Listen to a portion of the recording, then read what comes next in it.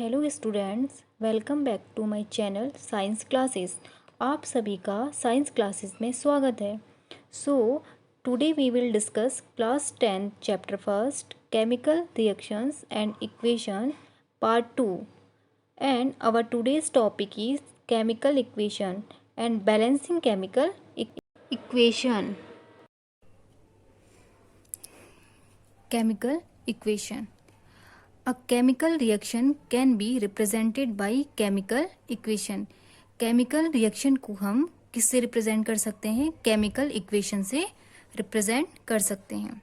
ठीक है।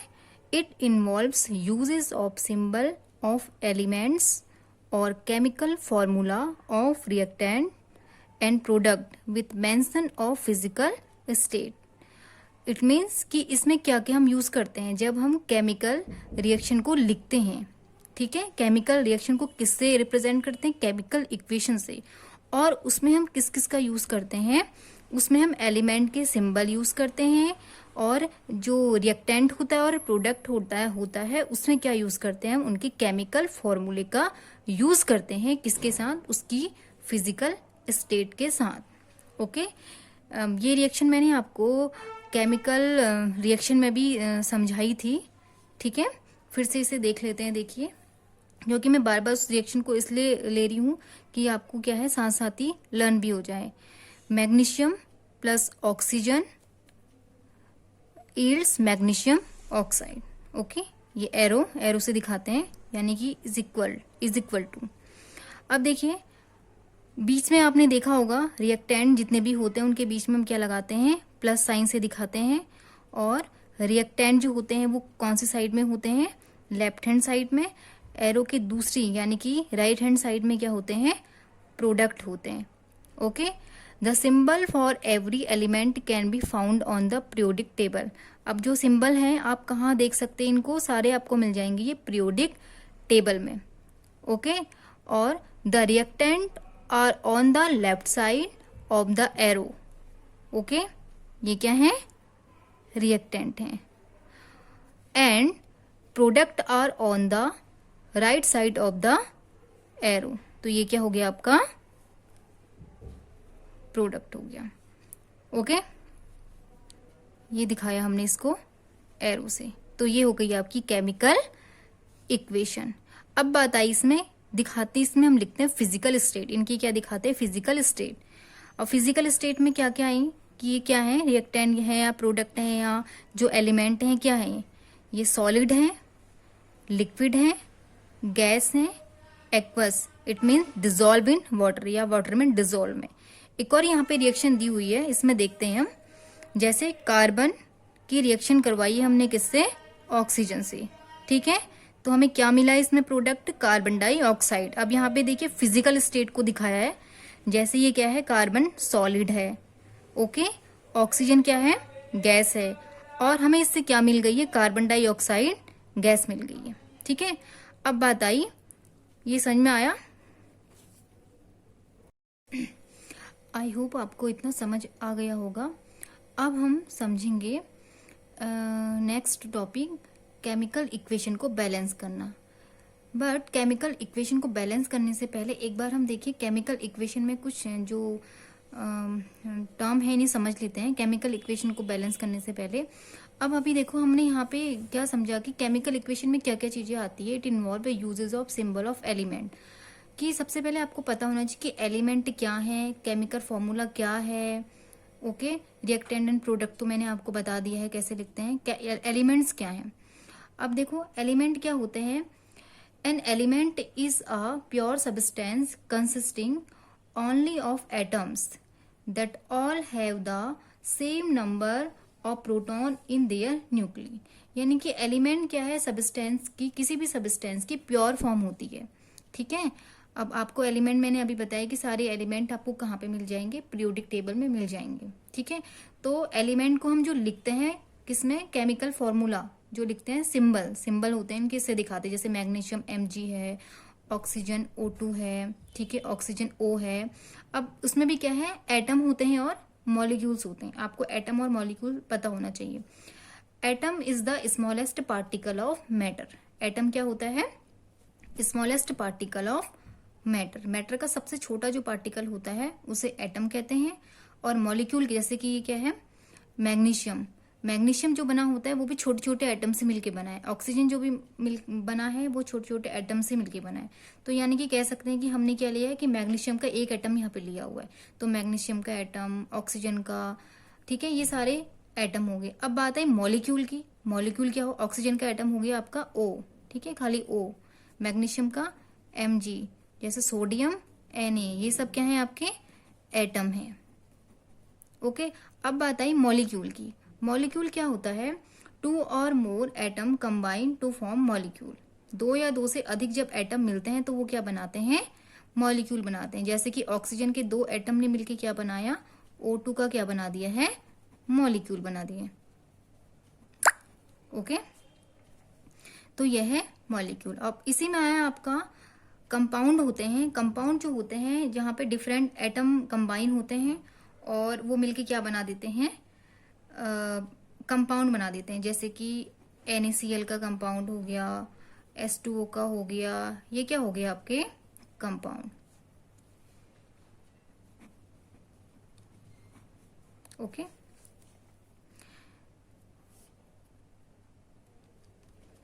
सो chemical equation balance करने से पहले आपको क्या है कि एटम, मॉलिक्यूल, कंपाउंड, इनमें डिफरेंस पता होना चाहिए। और आपको क्या होने चाहिए ना, एलिमेंट्स लर्न होने चाहिए। You should learn at least 30 element of periodic table. At least मतलब 30 तो आपको याद ही करने हैं क्लास 10 के हिसाब से, ठीक है। 30 तक के एलिमेंट आपको याद हैं और उनके एटॉमिक नंबर, ठीक है, एटम और उनके एटॉमिक नंबर आपको याद होने चाहिए, ठीक है। जिससे क्या होगा, आपको केमिकल इक्वेशन जो है वो बैलेंस करने में आसानी होगी। एटम आपको पता चल जाएंगे, सिंबल आपको उनके पता चल जाएंगे, और इससे क्या है अभी आगे चैप्टर में आपको वो हेल्प भी करेंगे, ठीक है।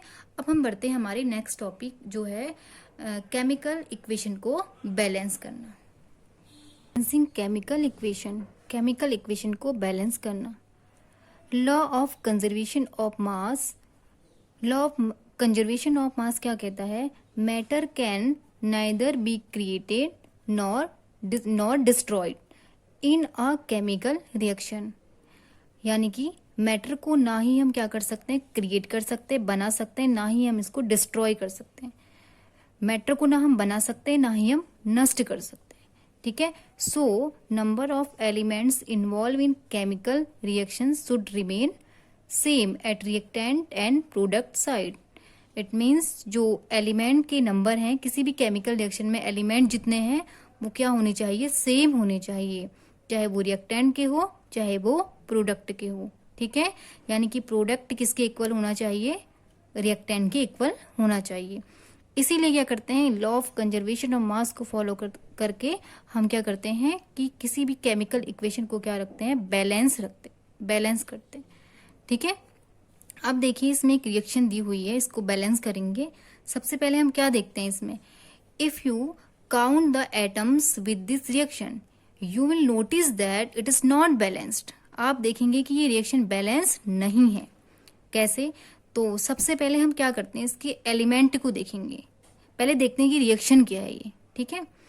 क्या इक्वेशन है, Fe plus H2O it's Fe3O4 plus H2। Fe इसमें क्या है, आयरन, ठीक है, H2O वाटर, यह है आपका आयरन ऑक्साइड एंड हाइड्रोजन। अब देखिए, ठीक है, ये होगी रिएक्शन आपकी। अब सबसे पहले क्या है, स्टेप टू पे जाके देखेंगे सेम रिएक्शन है। इसको हम क्या करते हैं, बॉक्स कर देते हैं इनमें। इन रिएक्शन में हम क्या बना देते हैं, बॉक्स बना देते हैं, box around the formula.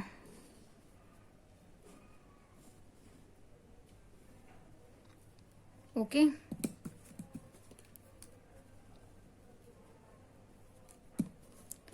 Then हम क्या करते हैं, बॉक्स बनाए। अब क्या करते हैं, अब इसमें हम एलिमेंट को काउंट करते हैं कि किसमें कितने एलिमेंट हैं, ठीक है।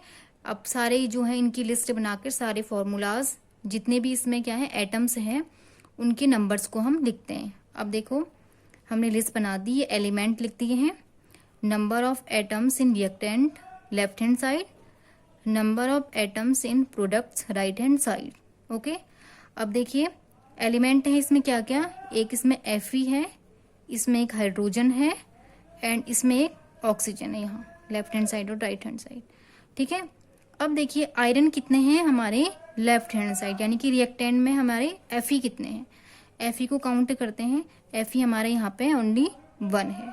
ठीक है, अब यहाँ पे कितने हमारे 3 हो गए हैं, 3 हमने लिख दिए हैं। अब सेकंड है हाइड्रोजन, हाइड्रोजन यहाँ पे कितने हैं 2 हैं और यहाँ भी कितने हैं 2 हैं। ओके, अब उसके बाद देखते हैं हम ऑक्सीजन, ऑक्सीजन यहाँ पे कितने हैं 1 है और यहाँ कितने हैं 4 है। तो टोटल नंबर ऑफ एटम हम एक लिस्ट में टेबल में हमने क्या कर दिए हैं लिख दिए हैं। अब देखिए स्टेप 3 में हम क्या देखते हैं कि सबसे ज्यादा नंबर जिसके हमें बैलेंस करने होते हैं उनको क्या हम करते हैं लेते हैं। देखते हैं पहले सबसे ज्यादा नंबर हमें किसके बैलेंस करने हैं। आयरन के तो हैं 1, यहाँ पे 3 हो गए। ठीक है, हाइड्रोजन के 2 हैं, ऑक्सीजन के 1 और 4 हैं। तो सबसे ज्यादा किसके हैं यहाँ पे हम देखते हैं ऑक्सीजन के। तो हम अब इसमें देखेंगे कि ऑक्सीजन किस किस में है, ऑक्सीजन वाले को ले लेंगे हम। ऑक्सीजन हमारे पास है इसमें एक H2O, इसमें ऑक्सीजन है और Fe3O4 है, यानी कि यहाँ पे 4 है यहाँ पे 1 है। तो इन दोनों को हम एक टेबल में लिख लेते हैं पहले। एटम्स ऑफ ऑक्सीजन, यहाँ पे टेबल बनाएंगे। एटम्स ऑफ ऑक्सीजन, ऑक्सीजन के एटम रिएक्टेंट में कितने हैं प्रोडक्ट में। अभी जैसे मैंने आपको बताया यहाँ पे रिएक्टेंट में H2O लिया, यहाँ पे Fe3O4 लिया।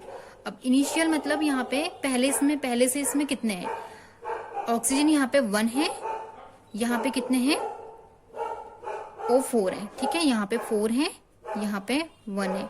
अब सीधी सी बात है, हम इनको बैलेंस करने के लिए क्या करेंगे, हमें यहाँ भी कितने चाहिए 4 ऑक्सीजन चाहिए। अब इसको 4 करने के लिए हम क्या करेंगे, H2O को, पूरे H2O को हम किससे करते हैं 4 से मल्टीप्लाई कर देते हैं, मल्टीप्लाई 4। ठीक है, तो कितने H2O हो जाएंगे यहाँ पर हमारे 4 H2O हो जाएंगे। तो अब हमने क्या किया, इसको उसी रिएक्शन में लिख दिया है, राइट कर लिया है। Fe plus 4 H2O it's Fe3O4 H2। अब हम यहाँ पे काउंट करेंगे तो देखेंगे, देखिए यहाँ पे ऑक्सीजन 4 है, यहाँ भी ऑक्सीजन 4 हो गया है। बट अब हमने क्या किया, ऑक्सीजन तो हमने बैलेंस कर लिया, हम ये ध्यान नहीं देते हैं कि ऑक्सीजन के साथ और भी चीज है। तो अगर क्या है कि वो बैलेंस उसके नंबर क्या, उसके एटम क्या है ज्यादा हो सकते हैं। तो ऑक्सीजन तो यहाँ पे 4 हो गए, लेकिन हाइड्रोजन यहाँ पे बढ़ गए हैं। यहाँ पे हाइड्रोजन कितने हो गए 4 2 जा 8, कितने हाइड्रोजन हो गए 4 2 जा 8 हाइड्रोजन हो गए, यानी कि हमारे रिएक्टेंट में हाइड्रोजन 8 हो गए हैं और यहाँ हाइड्रोजन कितने हैं 2 है। तो अब सबसे पहले हम क्या करेंगे, हाइड्रोजन को बैलेंस कर लेते हैं। ठीक है, अब दोनों साइड में वही करेंगे। हाइड्रोजन वाले हम क्या करते हैं, ले लेते हैं एलिमेंट्स हाइड्रोजन वाले, क्या एक H2O में है, एक H2 में है। तो इसमें देखेंगे स्टेप 4 में atoms of hydrogen reactant product के। अब इसमें कितने हैं 8 है, 4 2 जा 8 हाइड्रोजन हो गए। और इसमें हमारे इसमें कितने हैं हमारे पास 2 हैं। तो इसके लिए यहाँ पे ज्यादा है, यहाँ पे कम है, तो यहाँ हमें बैलेंस करने हैं। ठीक है, यहाँ हमें बैलेंस करने हैं। अब इसके लिए क्या करेंगे, हम 8 करने के लिए इसको 2 से मल्टीप्लाई कर देते हैं। किससे मल्टीप्लाई कर देते हैं, 8,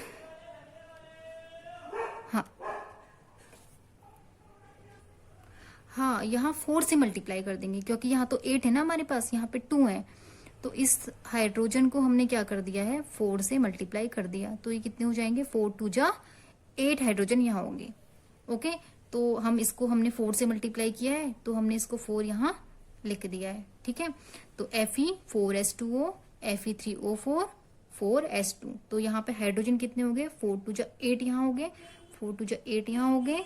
और हमारे पास जो था ऑक्सीजन यहाँ पे 4 है और यहाँ पे भी कितने हैं 4 है।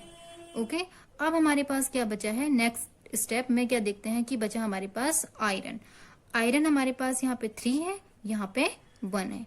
तो नेक्स्ट स्टेप में हम क्या ले लेते हैं, आयरन वाले हम ले लेते हैं यहाँ पे कंपाउंड, आयरन वाले जो एलिमेंट लेफ्ट हैंड साइड और रिएक्टेंट एंड प्रोडक्ट में से।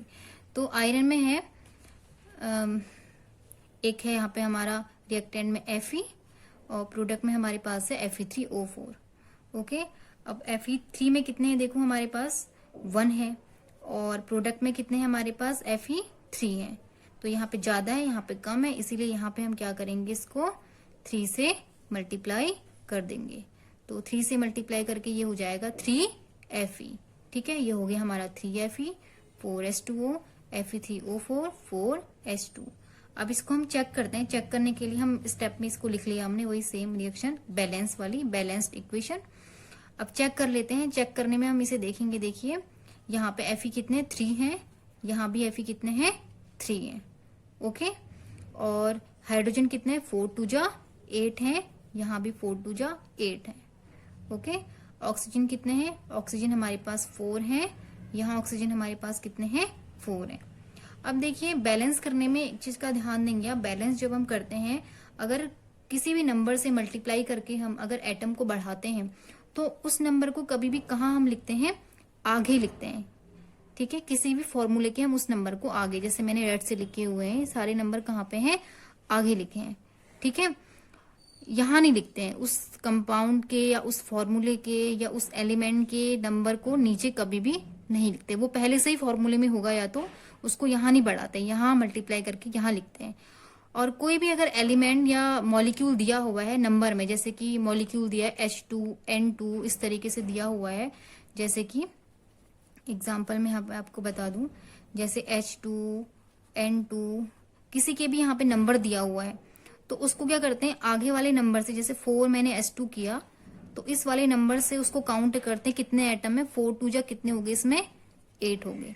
ठीक है, अगर सपोज यहाँ पे 2N2 है तो यहाँ पे काउंट करना है 2 2 जा, यहाँ पे 4N2 4N हो जाएंगे, कितने हो जाएंगे, नाइट्रोजन के एटम 4 हो गए और हाइड्रोजन के एटम कितने हैं यहाँ पे H, ये एटम को दिखा रहा है। ठीक है, चाहे यहाँ पे कोई भी किसी का भी सिंबल में, जैसे क्या कह सकते हैं, चाहे कोई यहाँ पे एलिमेंट हो, चाहे कोई कंपाउंड हो, चाहे कोई मॉलिक्यूल है, तो हम इस तरह से काउंट करते हैं। ठीक है, इस वाले नंबर को इससे मल्टीप्लाई कर देते हैं, और मल्टीप्लाई करने वाला जो होता है, कोई भी नंबर यहाँ पे मैंने मल्टीप्लाई किया उसको आगे लिखते हैं, और नंबर जो लिखते हैं यहाँ लिखते हैं।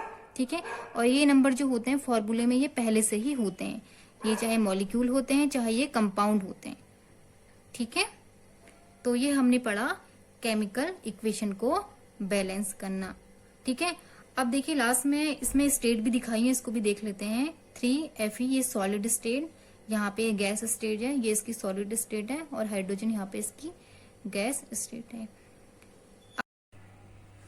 चलिए कुछ केमिकल इक्वेशन बैलेंस करने के एग्जांपल हम एनसीईआरटी के क्वेश्चन से ले लेते हैं। अब इसमें देखिए क्वेश्चन क्या दिए हुए हैं, right the balance equation for the following chemical equation. अब इसमें देखिए फर्स्ट क्या दी हुई है, ये केमिकल इक्वेशन वर्ड्स में लिखी हुई है। ओके, पहले इसे सिंबल में लिखेंगे हम, हाइड्रोजन की रिएक्शन क्लोरीन से कराइए और इसमें हमें मिला है हाइड्रोजन क्लोराइड। तो अब इसमें पहले फॉर्मूले में इसे हम लिख लेते हैं। तो हाइड्रोजन को लिखेंगे हम H2, हाइड्रोजन गैस का फॉर्मूला होता है H2, और क्लोरीन हमारे पास है, इसको लिखेंगे हम Cl2। ठीक है,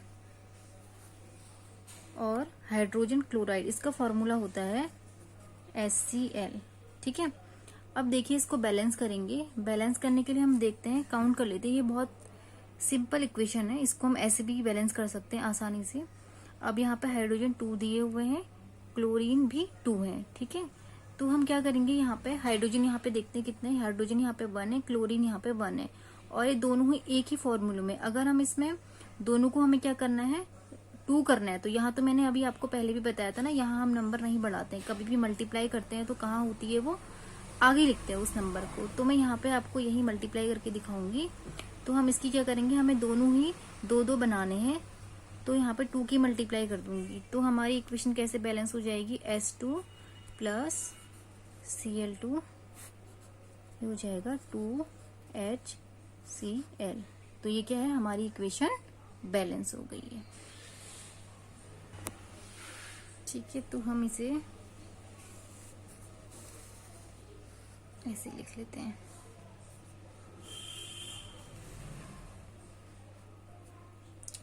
ओके, देखिए अब नेक्स्ट जो इक्वेशन है हमारे पास वो है बेरियम क्लोराइड। बेरियम क्लोराइड की रिएक्शन करिए किससे, एल्यूमिनियम सल्फेट से, और हमें इसे प्रोडक्ट क्या मिला है, बेरियम सल्फेट और एल्यूमिनियम क्लोराइड। तो सबसे पहले हम इसको किस में लिख देते हैं, इसके फॉर्मूले में हम इसे लिख देते हैं। और इसके लिए सबसे इम्पोर्टेंट है आपको इनके फॉर्मूले आने चाहिए, और शायद क्लास 9th में आपने फॉर्मूले निकालने सीखे होंगे और आपको ये लर्न भी होंगे। तो बेरियम क्लोराइड का फॉर्मूला हम इसमें लिखते हैं। बेरियम क्लोराइड का फॉर्मूला देखिए क्या होता है, BaCl2 होता है। ठीक है, बेरियम क्लोराइड का हमने फॉर्मूला लिखे यहाँ पे BaCl2।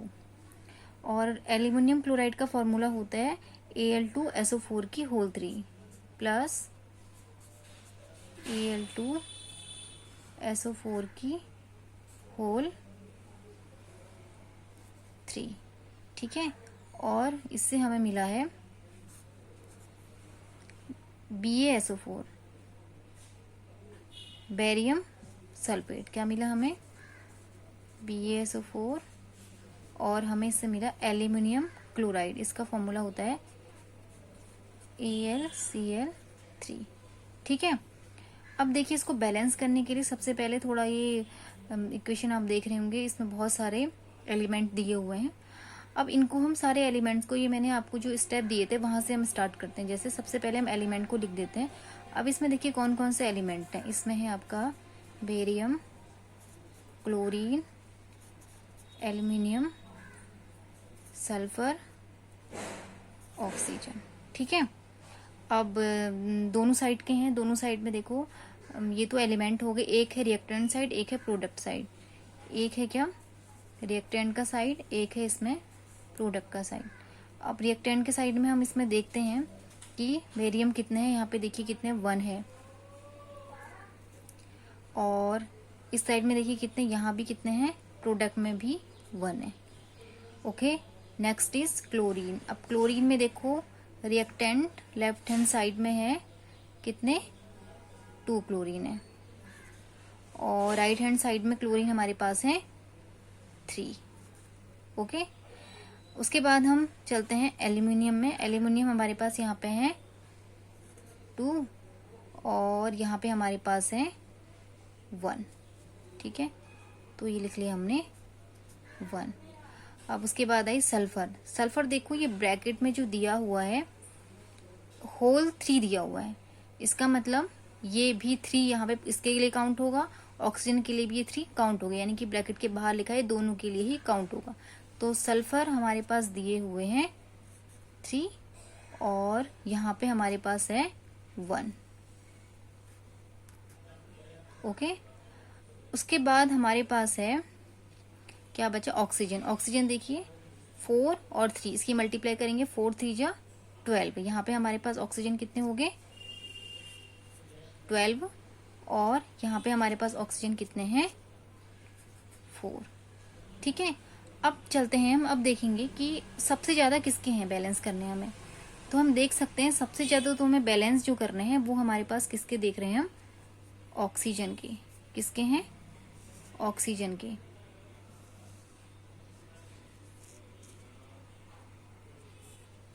अब इसमें देखेंगे ऑक्सीजन के कितने हैं, यहाँ पे हमारे पास कितने हैं, 12 हैं, यहाँ पे 4 हैं।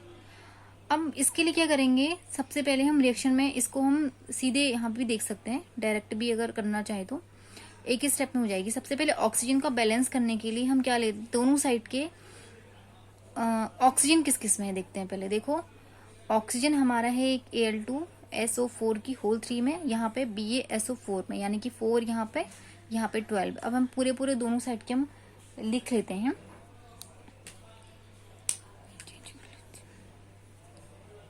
इसमें देखो ये है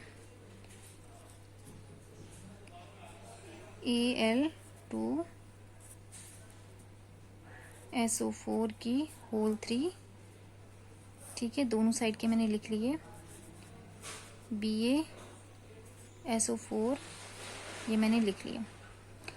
अब इसमें देखिए ऑक्सीजन बैलेंस करने हैं ना, हमें 12 करने हैं। तो 12 करने के लिए हमारे पास यहाँ पे कितने हैं, 4 3 जे 12 यहाँ पर है, यहाँ पर हमारे पास 4 है, तो यहाँ 12 करने के लिए हमें क्या करना पड़ेगा, किससे मल्टीप्लाई कर देंगे, 4 3 जा 12 होता है, यानी कि 3। अगर हम यहाँ पे इसको किससे मल्टीप्लाई कर देते हैं, 3 से मल्टीप्लाई कर देते हैं, ठीक है। तो 3 से मल्टीप्लाई कर देंगे तो कितना हो जाएगा, ऑक्सीजन हमारे 12 हो जाएंगे।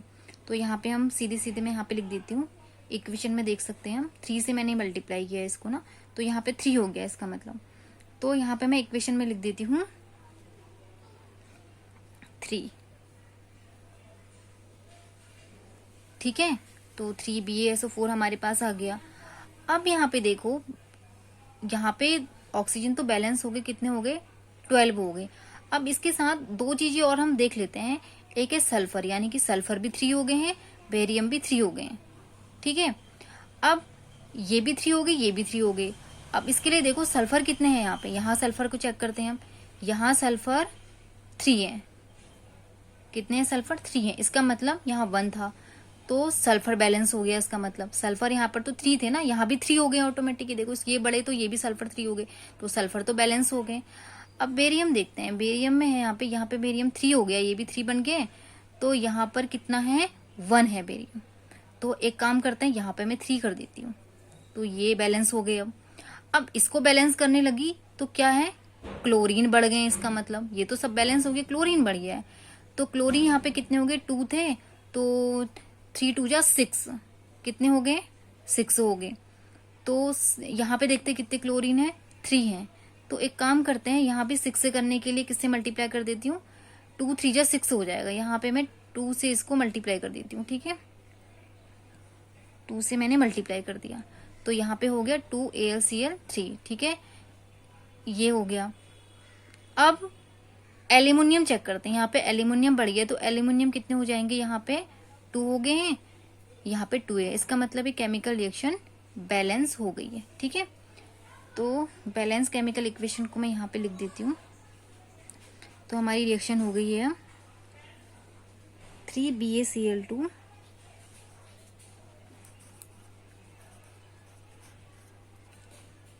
प्लस Al2SO4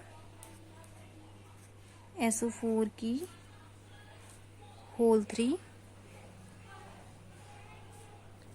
ठीक है।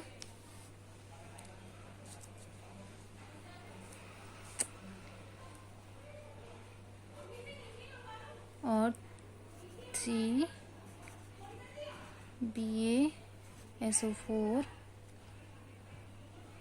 Plus 2AlCl3, 2 3। तो ये हो गई हमारी बैलेंस केमिकल इक्वेशन। सो हमारा नेक्स्ट क्वेश्चन है, what is a balanced chemical equation, why should chemical equation be balanced. Balanced chemical equation क्या है और केमिकल इक्वेशन को बैलेंस्ड क्यों करना चाहिए। अब देखिए, ये मैं आपको टॉपिक पढ़ा चुकी हूँ, बैलेंस्ड केमिकल इक्वेशन, और इसे हम बैलेंस क्यों करते हैं, ठीक है। अब देखिए आंसर में है इसका, a reaction which has an equal number of atoms, वो रिएक्शन जिसमें क्या होते हैं, एटम्स के नंबर क्या होते हैं, इक्वल यानी बराबर होते हैं, ऑफ ऑल द एलिमेंट्स, सभी एलिमेंट्स की, on both sides of the chemical equation, chemical equation के दोनों साइड। इट मीन्स जहाँ पे प्रोडक्ट और रिएक्टेंट दोनों ही क्या होते हैं, इक्वल होते हैं। इसको called a balanced chemical equation, उसे क्या कहते हैं, बैलेंस्ड केमिकल इक्वेशन कहते हैं, ठीक है। The law of conservation of mass states that mass can neither be created nor destroyed. Law of conservation of mass क्या कहता है कि मास को ना हम क्या कर सकते हैं, क्रिएट कर सकते हैं, ना ही हम उसको डिस्ट्रॉय कर सकते हैं, ना ही हम बना सकते हैं, ना ही हम नष्ट कर सकते हैं। Hence in a chemical reaction, इसलिए केमिकल रिएक्शन में क्या होता है, the total mass of reactants, reactants का जो टोटल मास होता है should be equal to the total mass of product, यानी कि किसके बराबर होना चाहिए, जो रिएक्टेंट का टोटल मास है वो प्रोडक्ट के मास के बराबर होना चाहिए। It means that the total number of atoms of each element, इसका मतलब है कि जो हर एक एलिमेंट है उसमें जो टोटल नंबर टोटल नंबर है एलिमेंट्स के, जितने भी टोटल नंबर हैं शुड बी इक्वल, कितने होने चाहिए, बराबर होने चाहिए, on both side of chemical equation, has it is for the reason, इसीलिए ये रीजन है कि केमिकल इक्वेशन को क्या करना चाहिए, chemical equation should be balanced. Okay, तो ये मैं आपको वहां भी बता दिया था मैंने आपको, जब मैंने आपको पढ़ाया था कि केमिकल इक्वेशन क्यों बैलेंस करते हैं, क्योंकि हम किसके हिसाब से करते हैं कि law of conservation of mass क्या कहता है कि मास को ना हम क्रिएट कर सकते ना ही डिस्ट्रॉय कर सकते, इसीलिए जो टोटल मास जितना रिएक्टेंट का होता है उतना ही टोटल मास किसका होना चाहिए, प्रोडक्ट का होना चाहिए, यानी कि जितने एलिमेंट रिएक्टेंट में है उतने ही एलिमेंट किसमें होने चाहिए, प्रोडक्ट में होने चाहिए। ओके, आज के लिए बस इतना ही। अब मिलते हैं नेक्स्ट पार्ट में नेक्स्ट टॉपिक के साथ। आई होप आपको ये वीडियो पसंद आया होगा। Thanks for watching.